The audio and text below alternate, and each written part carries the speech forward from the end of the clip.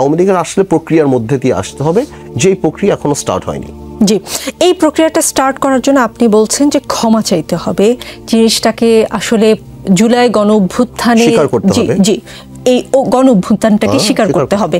কিন্তু দেশের বাইরে বসে আওয়ামী লীগের নেতাকর্মীদের যে বক্তব্য শুনতে পাই আমরা এখান থেকে, সেখানে কি আপনি কোনো লক্ষণ দেখেন যে এই অভ্যুত্থানকে অভ্যুত্থান হিসেবে আওয়ামী লীগ স্বীকার করে এবং সেটা স্বীকার করে নিয়ে তারা ফেরত আসতে চায়? আপনি বললেন যে তাদের আসলে ফেরত আসার দরকার নেই, তার যে সিনিয়র লিডাররা তারা এমন একটা জীবনযাপন সেখানে করছে। হ্যাঁ, আর তাদের আরেকটা ব্যাপার হলো আওয়ামী লীগের কোন নেতা কি বললো আসলে সিগনিফিকেন্ট না, আওয়ামী লীগের সভানেত্রী কি বললো এটা সিগনিফিকেন্ট।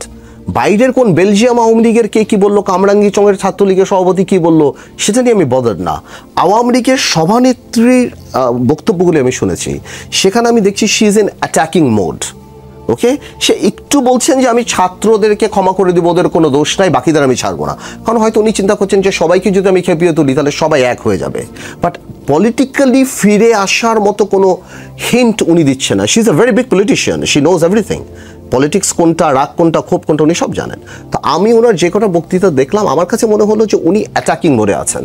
সুতরাং উনি যখন অ্যাটাকিং মোডে আছেন, ইলেকশন 8 মাস পরে, তো ওই ধরনের ইলেকশনে যাওয়ার জন্য ওনার কোনো ওই জিনিসটা নেই। এবং প্রশ্নই উঠে না যে অনুশোচনা বা আপনার গণঅভ্যুত্থানকে স্বীকার করা বা ক্ষমা চাওয়া, ওটা আমি তো দেখছি না। তো এই জন্য বাইরের কে কি বললো না বললো সেটা আমার কাছে আসলে সিগনিফিকেন্ট মনে হয় না। জি,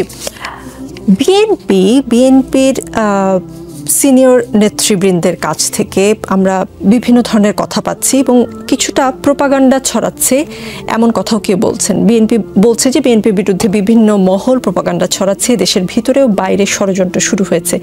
কথাগুলো বিএনপির ভারপ্রাপ্ত চেয়ারম্যান তারেক রহমান নিজেই বলেছেন। এবং হাওয়ায় একটা কথা ভাসে যে, যদিও প্রমাণ নাই, আমি প্রমাণ করতে পারবো না, কিন্তু আমরা যেহেতু সাংবাদিক, নানান সোর্স থেকে নানান খবর আসে, বিএনপিকে রাজনীতি থেকে আউট করার এবং তারেক রহমানকে রাজনীতি থেকে আউট করার একটা ষড়যন্ত্র চলছে। এটা দেশি বিদেশি আন্তর্জাতিক ষড়যন্ত্র, এবং তারেক রহমান নিজের মুখেও অমন ইঙ্গিত দিয়েছেন। এই ষড়যন্ত্রের বিষয়ে আপনি কিছু জানেন কিনা? না না, জানা মানে তো আপনি ডেঞ্জারাস প্রশ্ন করলেন।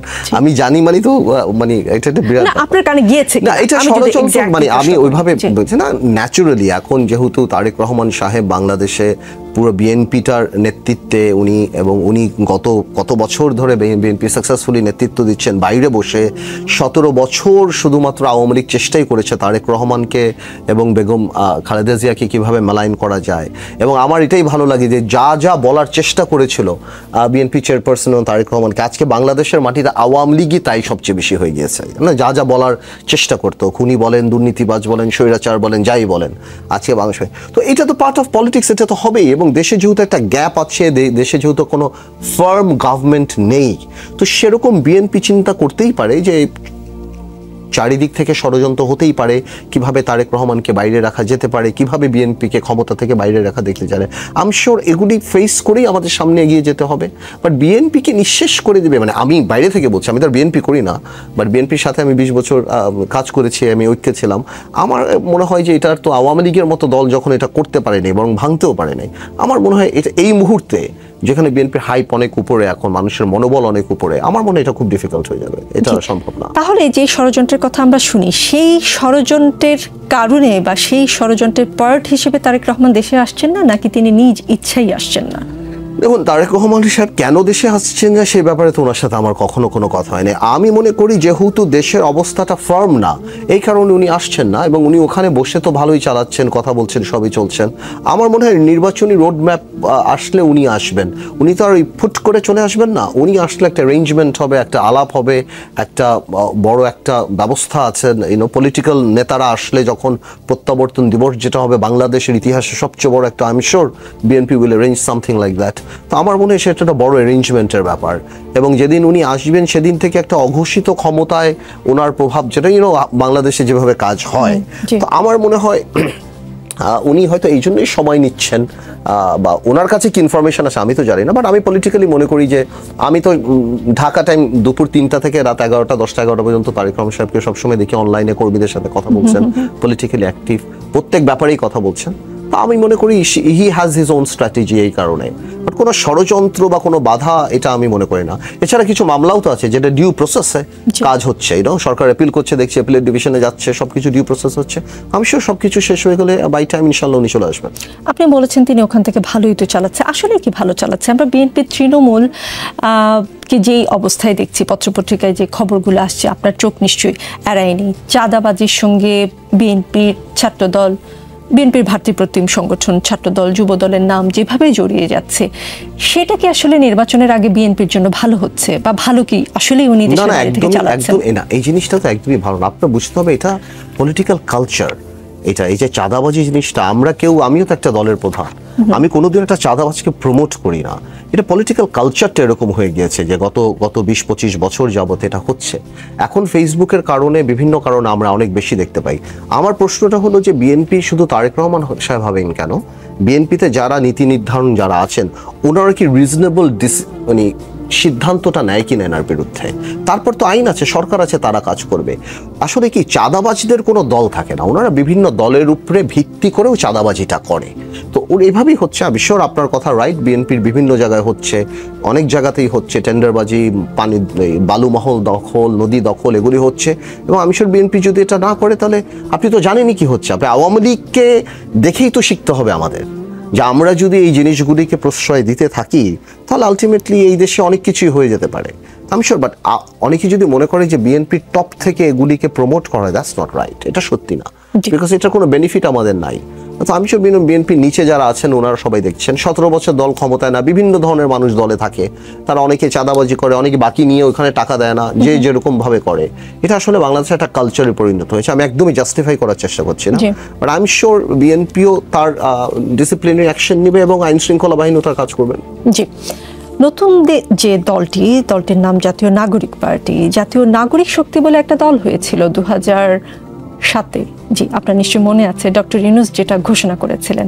অনেকে দুটি দলের নাম মেলাচ্ছেন, যেটা সামাজিক যোগাযোগ মাধ্যমে দেখি মেলানোর চেষ্টা করছেন, এবং যেটা বলার চেষ্টা করা হচ্ছে, সেই মত যারা বিশ্বাস করেন তারা বলার চেষ্টা করছেন যে 2007-এ যে স্বপ্ন দেখেছিলেন ডক্টর ইউনূস, সেই স্বপ্নটা তিনি এখন এসে পূরণ করলেন, এবং তখন যে -2 এর একটা স্বপ্ন বা -2 এর একটা কথা বলা হচ্ছিল, সেটাও বাস্তবায়িত হয়েছে। কারণ এখন শেখ হাসিনা বা বেগম খালেদা জিয়া কেউই দেশে নেই, তারেক রহমানও দেশে নেই।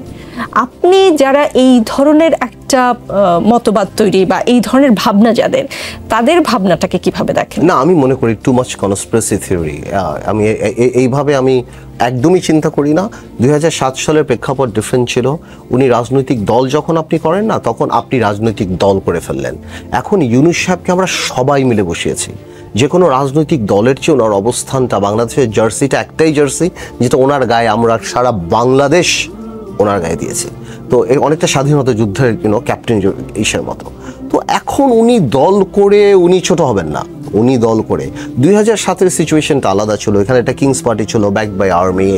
এখানে তো আর্মি ব্যাক করে বসানোর দরকার হয় না, ওনাকে আমরাই বসিয়ে দিয়েছি। এটা একটা বিপ্লবী সরকার, বিপ্লবের মাধ্যমে এসে ওনাকে বসিয়ে দিয়েছে। উনি সবকিছু, ওনাকে আমরা বিশ্বাসের জায়গায় রাখি, শ্রদ্ধার জায়গায় রাখি, দায়িত্বের জায়গায় রাখি।